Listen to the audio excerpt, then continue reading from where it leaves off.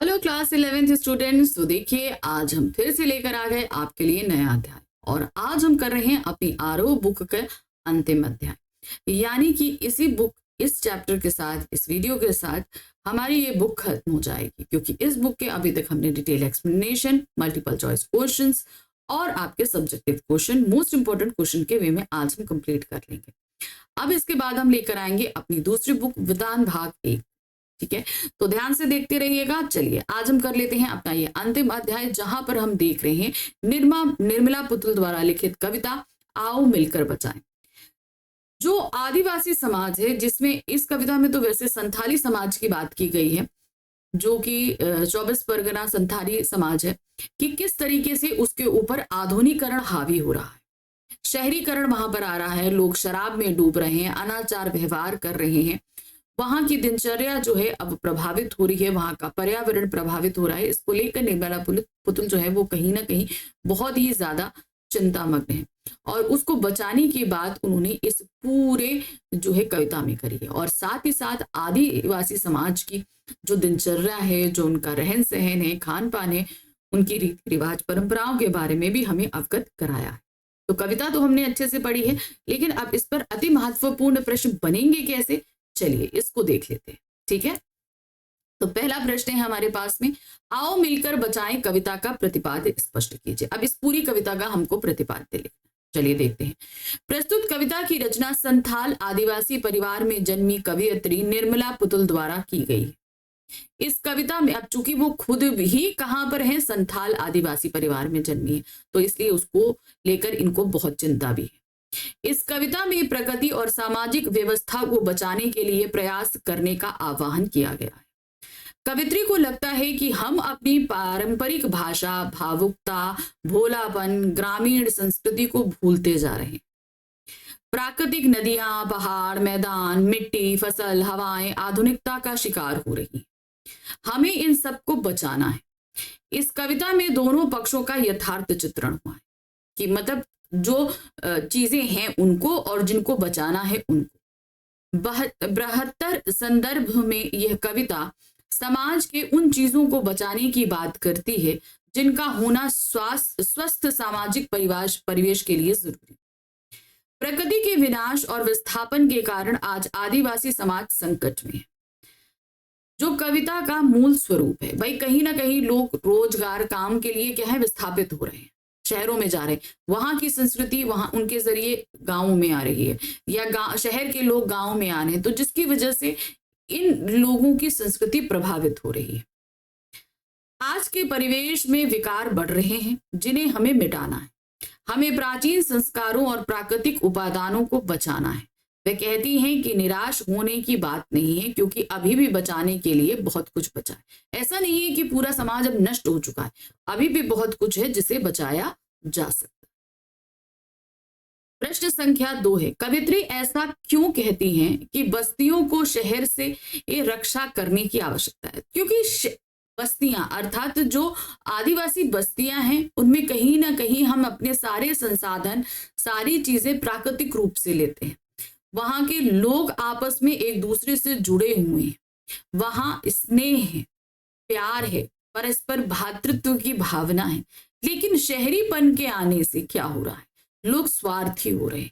वहां की बहुत सारी वृत्तियां जैसे शराब सेवन, ये सारी चीजें धीरे धीरे यहाँ पर घर कर रही हैं, लोग निष्क्रिय होते जा रहे हैं। इसलिए इन बस्तियों की शहर से रक्षा करनी है। शहर जैसा जो कल्चर जो बस्तियों में आ रहा है उससे बचाना है।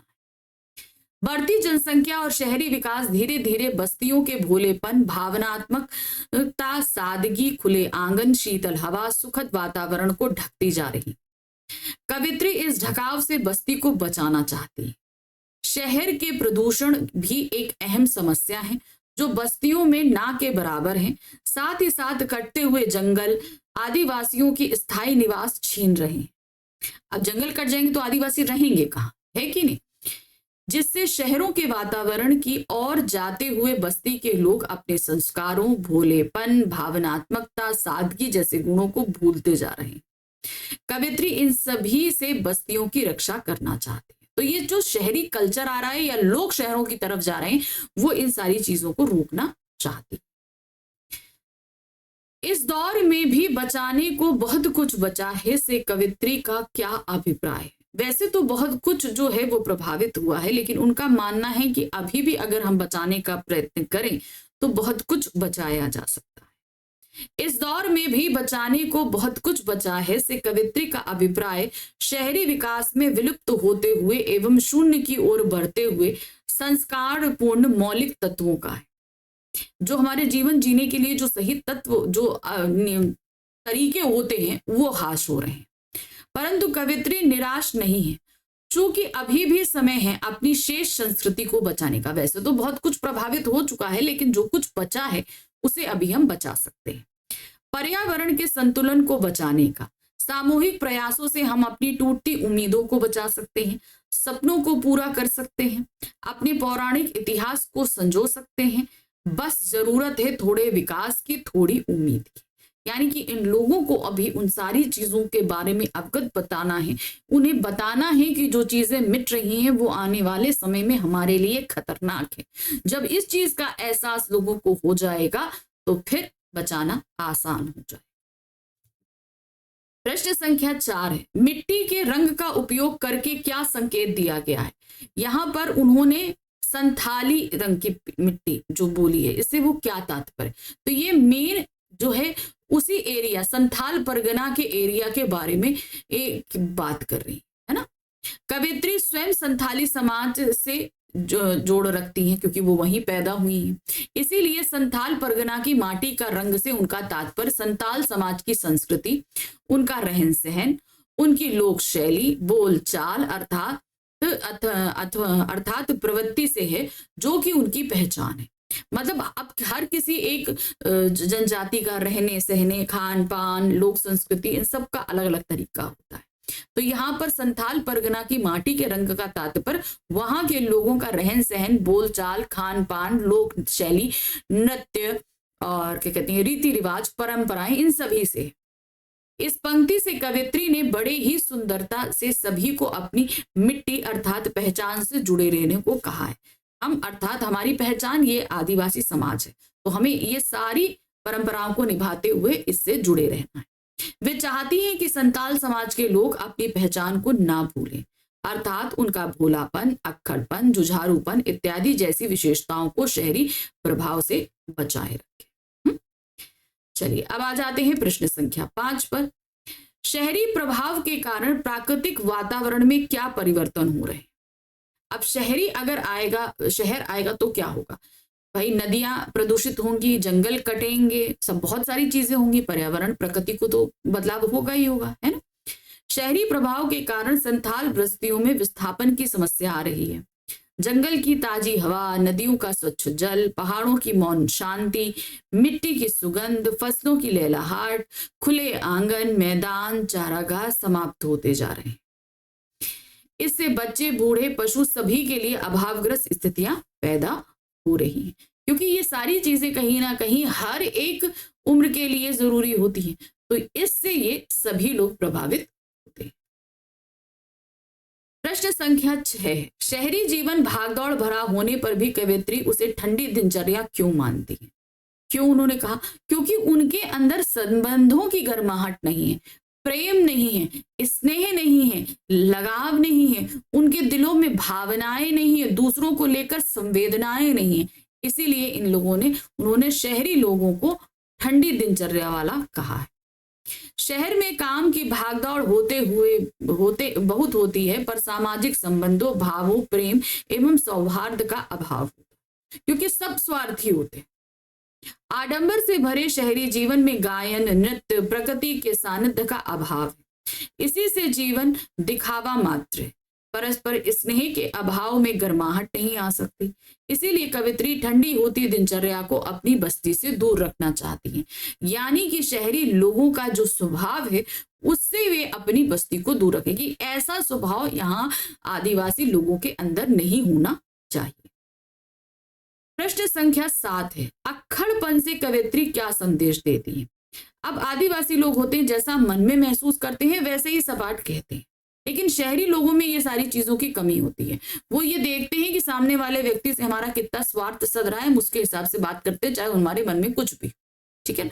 तो अक्खड़ कर्मण का मतलब है व्यवहार में सत्यता होनी, स्पष्टता होनी, साफ तौर पर बात को कहना। अक्खड़पन अर्थात बोली में सफाई और सटीकता का प्रमाण। कवित्री इस गुण को आदिवासियों की बोली में बताती हैं, अर्थात आदिवासियों के मन में कोई छल कपट नहीं होता, वे साफ एवं सीधी बात करते हैं। कवित्री इस गुण को शहरी वातावरण के प्रभाव से बचाना चाहती है। हमने कहा ना, इसके शहरी वातावरण में हर व्यक्ति स्वार्थी होता है, सामने वाले व्यक्ति के साथ हमारा कितना सद रहा है, कितना फायदा हो रहा है, हम उस हिसाब से बर्ताव करते हैं। प्रश्न संख्या 8 है, लेखिका के प्राकृतिक परिवेश में कौन से सुखद अनुभव हैं? अब क्या चीजें हैं जो उन्हें बहुत अच्छी लगती हैं? अब इस चीज को उन्होंने बताया। अब ये देखिए, लेखिका ने संथाल परगने के प्राकृतिक परिवेश में निम्नलिखित सुखद अनुभव बताए। जंगल की ताजी हवा, नदियों का निर्मल जल, पहाड़ों की शांति, गीतों की मधुर धुनें, मिट्टी की स्वाभाविक सुगंध और लहलहाती फसलें। ये वो सारी चीजें हैं प्राकृतिक परिवेश में जो उन्हें बहुत अच्छी लगती हैं अपने आदिवासी क्षेत्र। प्रश्न संख्या 9 है, शहरी प्रभाव में आकर संथाल आदिवासियों में क्या परिवर्तन हो रहा है? उनकी जो लोक संस्कृति है वो नष्ट हो रही है, शहरीपन हावी हो रहा है, लोग स्वार्थी हो रहे हैं, संवेदनहीन हो रहे हैं, संवेदनाहीन हो रहे हैं, बुरी प्रवृत्तियां आ रही हैं, नशे की आदत पड़ रही है, शराब का सेवन बढ़ रहा है। तो ये सारी चीजें कहीं ना कहीं आदिवासियों में हो रहा है। संथाल लोग शहरी संपर्क में आकर अपनी प्रगति से जुड़ी परंपरा को छोड़ रहे हैं, अपनी भाषा के प्रति उनका लगाव कम हो रहा है और वे दिखावे की ओर बढ़ रहे हैं।